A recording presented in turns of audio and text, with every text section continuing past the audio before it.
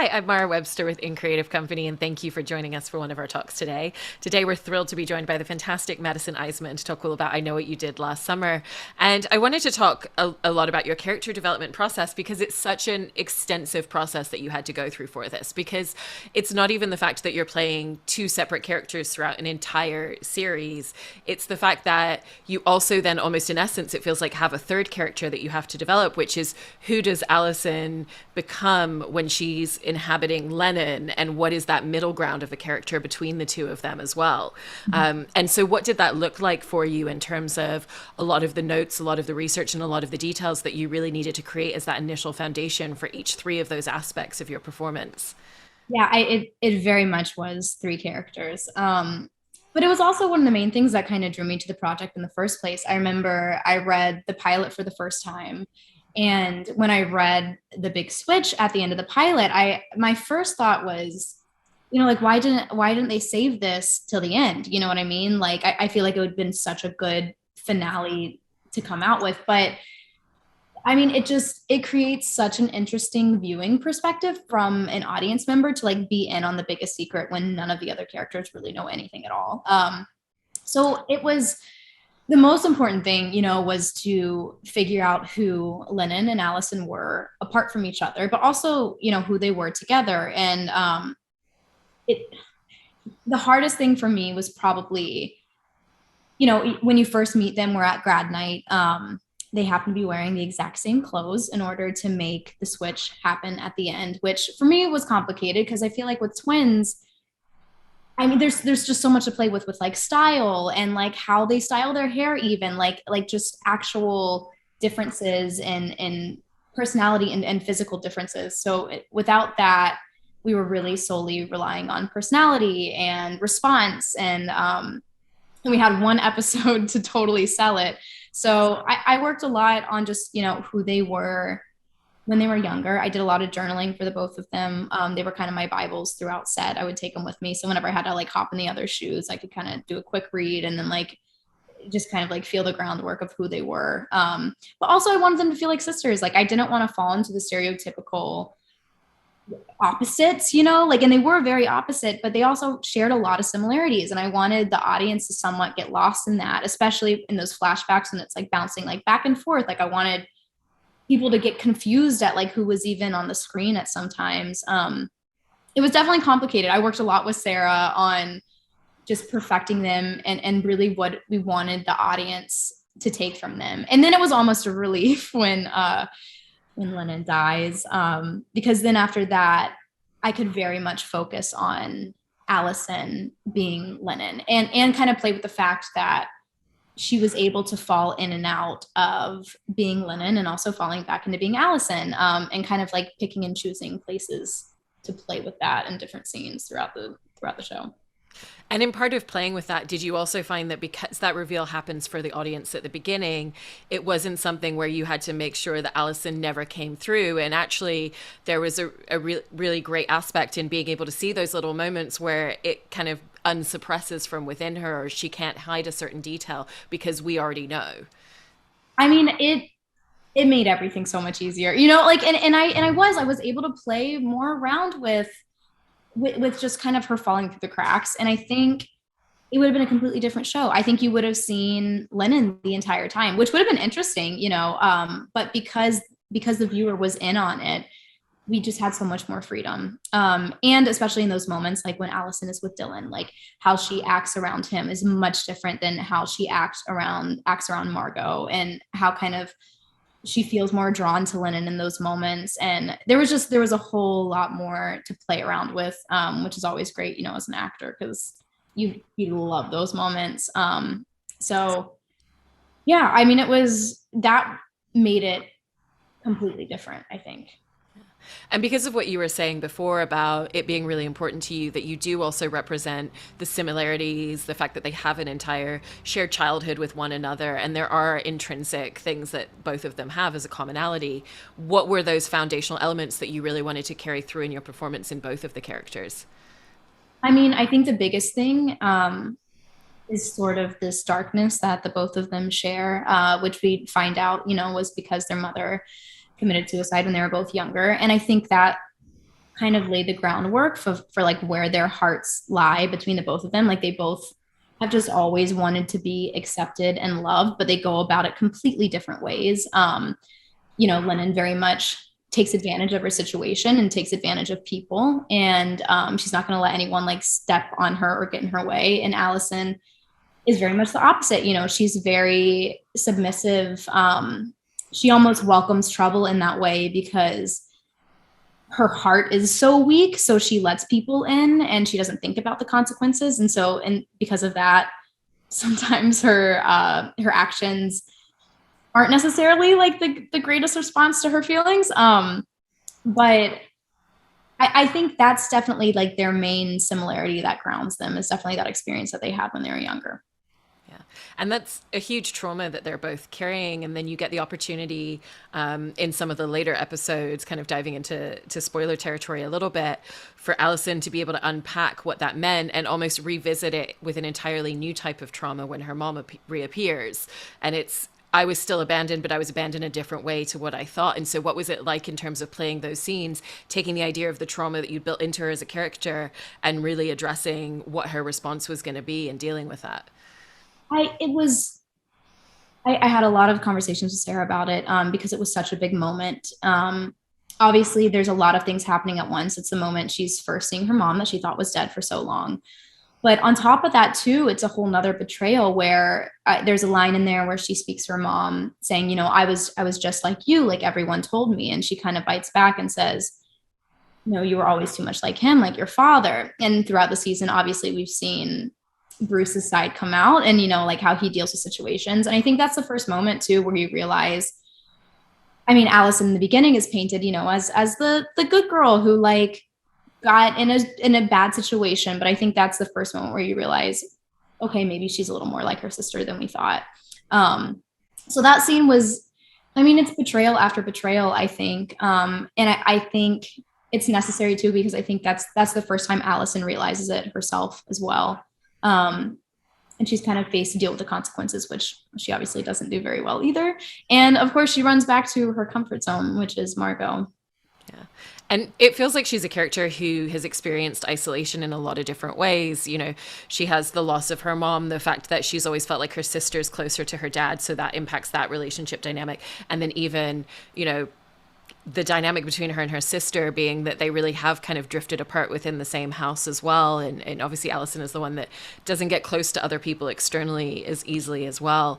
But was it also important to you to play to those aspects so that when some of the choices that she makes towards the end of the season, that we really understand the genesis of this is coming from someone who's just so hurt and so isolated and just wants to connect in any way that they can? Yeah, absolutely. I mean, even from the beginning, it was how they approached people was completely different. Lennon, she walks in a room, she demands attention. She reaches out to people, she touches their faces, like she's very physical. And then Allison, she stands in the back of the room with her arms crossed, like she's not very comfortable with her body. So I think that's probably, and I even felt it too sometimes, like, oh, you're filming a scene, because it's interesting playing a character that is pretending to be someone else. Like it definitely starts like get in your own head a little bit. Because I would really feel like Alice, and I'm like, okay, but in these moments, like I need Lennon, and so like there are even moments where like I would reach out and try to do some Lennon things. And even myself, I'm like, this feels wrong, but I'm like, maybe that's just, like Allison speaking to me. And I think it helps. I think there's a lot of moments throughout the show that kind of like sit in that world. But they're very different, but I think by the end, and for me, it was the moment in, I think it was episode 3 or 4, episode 4, when Allison Lennon finally apologizes to Margot. And in my head, that was a huge shift for her from, she's not sure at first if she wants to be her sister, and just kind of like all these new things are coming up with the OnlyFans, and like she's realizing that Lennon was definitely not who she said she was, and how much she hurt people. And so it was kind of symbolic with the funeral and like Allison fully dying. And she was like, okay, this is the moment. I'm not going to I'm taking control now. If I'm going to be Lennon, like it's going to be my version of Lennon. I'm not going to hurt people anymore. I'm not she's like kind of taking back her power. So in a way, when she's apologizing to Margot, I think she is apologizing to her, but I think she's apologizing even to herself and like letting herself fully be Lennon at that moment. So kind of from then on, I think she fully takes on Lennon, and I think she really starts to fall in love with who she is as Lennon. And then obviously it gets a little messy too when she gets involved with Dylan, because I think Dylan does bring out those sides of Allison that she'd had buried down for so long. And you also get the opportunity to play scenes with your castmates and scene partners in different ways through both of these characters as well. And even down to what you were saying about, Lennon's much more tacit with touch. Mm-hmm. And so there's a different interaction that she has with people around her. And so what was that experience of getting to play different scenes with your scene partners and to really approach the dynamic of what the scene was in completely different ways at different points? I mean, they're all so great. Like, I mean, they're so talented. Honestly, I just enjoy being with them like every minute of the day. But it's really playing with the circumstances, and for me, almost what the scenes where I got to be Lennon completely, there's just a freedom that comes with that. And then it's kind of like all those moments just make it so much better where she can reach out and just be loose and free and whatever. But then, when it was Allison playing Lennon, I had to like pull myself back and like find those moments of like, okay, this is, if she's going to reach out and be Lennon, I want it to feel forced. Like I want it to feel like she's making that decision and trying hard to reach out, even though it's not something she would typically do. So it was definitely just like going through the script and like finding those moments and picking and choosing. It was a lot. This is probably one of the I probably did the most work on this character, probably more than any other character I've ever played, just because there was so much to dive into. I mean, in all the characters, I think that's what's so great about the show is like every single character is so complex and none of them are two dimensional. So there was definitely a lot to play with. Yeah. And you were bringing up journaling earlier as a place to get into the right headspace for each character within scenes. But you've also mentioned that music is a tool that you were utilizing. And is that something that you've used for multiple projects and roles that's kind of part of your process every time? Or was that very specific to this in terms of character and headspace for specific scenes? I've always journaled for my characters. I also feel like it's a great way to get to know them better than you would, just in the Yeah. 2 hours that you have for a film or whatever. But for this, it was like 100% necessary. Like, I think I would have completely lost my mind if I didn't have, those moments and who they were as people separated from me. Because I mean, there were some days that you just started to lose your mind a little bit, especially on the days, especially like in the first block when we were filming the stuff like with the both of us together. I mean, it was hard. I knew playing twins would be really technically difficult, but I didn't realize how technically difficult it would be. So on days like those, like having those journals by me for sure helps like a lot. And in terms of the music that you utilized, was it a case of making different specific playlists for each character, or was it more about music for specific scenes? I have always been like, they had their music taste and I had playlists for them specifically. But for me, music has always helped me more as like a just like a tone setting, depending on what I'm about to get into. I've always like anytime I find a new song, I'm like, oh my gosh, this would be perfect, like in this movie, in this moment. So I definitely have like my mood playlist that I go to like a ton, but they had their own music taste. And Sarah Goodman, who was so great and detail oriented, she always like music was obviously just such a big part of the show. So I mean, we had like our artists like posted up on our walls in our bedroom, like if you pay enough attention. So yeah, music was definitely a big part of it. It's also interesting watching Allison's relationship with her own self confidence. And you were talking earlier about how she's someone who isn't necessarily very comfortable in her body. But then we see her go on this graduated journey to the point where she is like, okay, this is the version of myself I'm going to be, and this is how I need to be for myself. And so she really does absorb some of the better qualities of Lennon within herself and find some of that confidence in a genuine way. But there are also times where she has to fake it and project it. And so what was your journey of figuring out where she was genuinely finding elements of confidence from absorbing herself into Lennon, and where there was still the moments where those insecurities that she's always have just still live within her? I think people are gonna love this. I think it was really Margot. I think Margot really brought out all the sides of Lennon that she did love. And then I think in order to push Margot away and to push those feelings away, that's when she was projecting. Like that's when she was taking all the negative qualities, because deep down, I think she really, I mean, and like her father said, even, you know, Margot loved Lennon, not Allison. And so, but I think those moments where they like really shared a connection and a bond, I think that's when she really liked those qualities. And I think that's when she really gained her confidence. I think it was through Margot. And for the scenes where you had to play against yourself, you also had an acting double that was working with you on those. And what was the value of having someone who really was giving you something on the other side? And even though you know that that performance ultimately isn't going to be the one that ends up on screen, but having someone to really play across to that degree, and then also the opportunity of seeing what someone else brings into a scene, and sometimes maybe being able to get ideas from them as well. Yeah, it was a lot of hard work. We did a lot of rehearsals. I think those were my heaviest dialogue scenes, which was great, but also like, you know, it's double the work at the same time. I mean, it's interesting because they're basically having to mimic my performance, you know. So my favorite way of acting, you know, I love to do like so much work before and then kind of show up on the day, forget everything, and then have like, you know, that's when the magic happens, you know. That's my favorite part. But with this, it was everything had to be very rehearsed. We had to know exactly what we were doing. Also, we're on a time crunch, you know, like every single film set.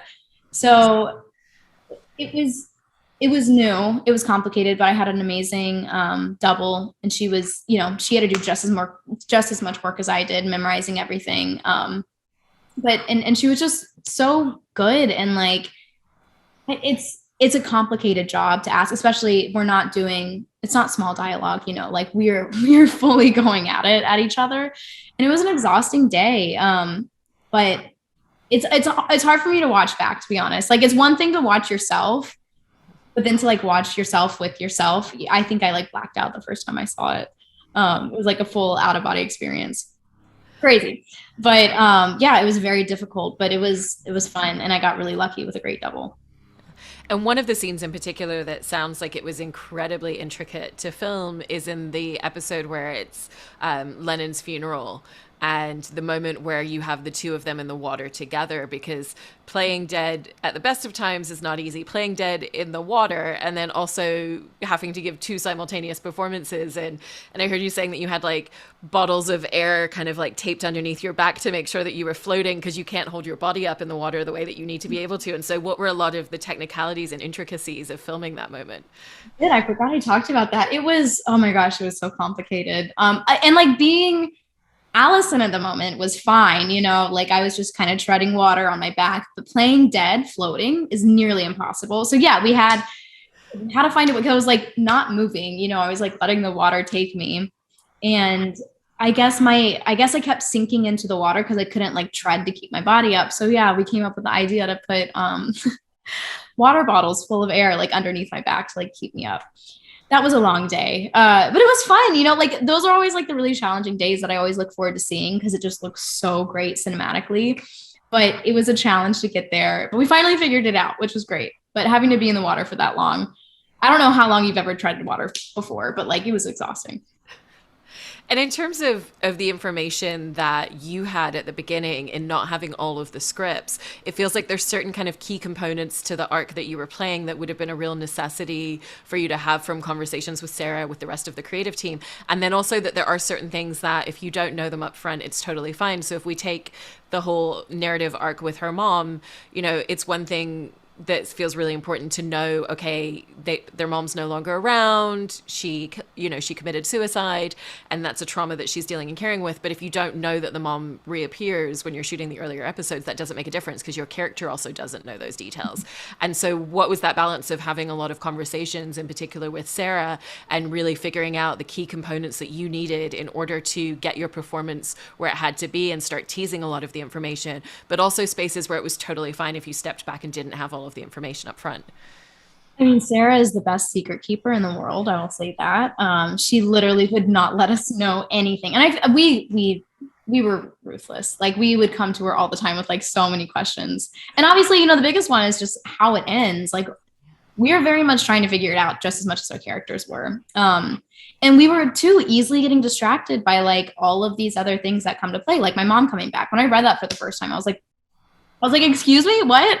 And it made me nervous, you know, in a good way. Like the story just got way bigger than we ever expected it to. But I honestly, like, I don't think I've ever worked before not knowing exactly where my character is going to end up. And it was probably more frustrating in the beginning because I've always liked to work that way, you know, like, where am I in the beginning? Where am I in the end? And like, how do I get there? And so by the middle, we were just kind of like along for the ride. So it was an adjustment, but at the same time, I think it really worked because the whole show is about all of these mysteries coming to the front line, you know, and our characters dealing with them just as much as like we're like, okay, this changes everything. So I definitely think it worked. It's definitely probably not my favorite way to work because it was very stressful, like during the time we were filming. But I think it adds an extra element, even like as you're watching. I think you can really feel that we absolutely had no idea what was going on. But as a result of that and what you were just saying about how usually your favorite way to work is to really focus heavily on the prep so that you can throw it away, how did that completely change and evolve the way that you were working on scenes and working on character details when you didn't have all the information and you couldn't necessarily make certain choices until you were on set? It was a lot of trusting. It was a lot of trusting that we knew where we were. That's why the journals came in handy so much because what I journal more about than anything, especially with the twins, is I just wanted to make them real people and to have like memories and who they were before grad night, going through school together. Like what did Allison actually feel when Lennon, you know, started pushing her away and she wasn't involved like in any of the friend things, and what did that actually look like? So that really helped. Just trusting your scene partner and trusting Sarah, and Sarah was always good. If we didn't know what was happening, like she would give us a little bit of information. But I mean, there were some days during some of the flashback stuff, because we filmed all of that obviously in the beginning, and we would film different versions of it. Because I mean, what's so great about our show is each episode you get different glimpses from grad night, from different perspectives, from different characters. So sometimes the dialogue would change. Sometimes there would just be small differences. So we would do a take and Sarah would come in and say like, okay, here's a new line, like say this. And you're like, excuse me? Like, I think there's a line in the last episode, I think it's the last episode, where Allison tells Lennon that she wishes she was dead, like dead and gone, dead. And we were filming that day and they just kind of threw it to us. And I was like, okay, like, where does this fit in? I'm confused. Like, this is really harsh. And then she wouldn't tell us the full reason why. So it was a lot of like making up things in our own head, you know, to make them make sense. But that kind of obviously led to the story of maybe Allison killed Lennon on purpose, you know, and that's sort of ambiguous too. Like, you really don't ever get the answer for that in the end. I think it's kind of up to what people want to think, which is exciting. I mean, to that point, I know that because Sarah didn't tell any of you who was behind everything, that you and the rest of the cast were all kind of coming up with your own theories. Mm-hmm. And did any of you get it right? And also, with your initial impressions, did you question whether it was your own character as well? It's so great to talk about because now we finally can. So this is like the biggest spoiler of all. Flash, flash, flash, flash, flash. Okay, so I would have put money on Bruce. And I think it happened for me around maybe the third or fourth episode where I was like, it has to be my dad. There's no way it cannot be him. I like, it made sense in my head. And I just swore. I even went to Sarah. I was like, it's Bruce. I know it's Bruce. And she's like, okay. Like, that's all she would say was okay. And I'm like, oh, I hate you. But I mean, by the end too, we were all guessing. But what's so funny, so the story, when we all first got together, all the kids and I, like, we were rehearsing a bunch, just like going through our character stuff, talking about all the fun stuff, like where our characters were before all of this, and like all the good stuff that, you know, makes the scenes really good. So we, of course, came up with who we thought the killer was. And the first thing Brienne said was, I think it's me. Well, she said she thinks it's her. She thought it was Margot. And I literally was like, there's no way. I was like, there's absolutely no way. I just like, I don't believe it. Like, you were the last person I think it is. Like, I think it's Riley over you. And she was like, okay, like maybe you're right, maybe you're right. Like, we have no idea. And then I mean, she was so right. And then like she literally, but Brianna's the best with like putting details together. She's so detail oriented. And obviously she knew Margot like the back of her hand, and she was right the entire time. I had no idea. I literally would have never guessed it was Margot in a million years, but here we are. I absolutely didn't guess that that was who it was either. I'm so impressed by everything that you managed to do. Like we said at the beginning, not in just playing two characters, but really having to shape three of them. And then also the way that you worked with getting a lot of the information as you went throughout the series. So congratulations on everything with the show. And thank you so much, Madison. Yeah, thank you so much. This is so great.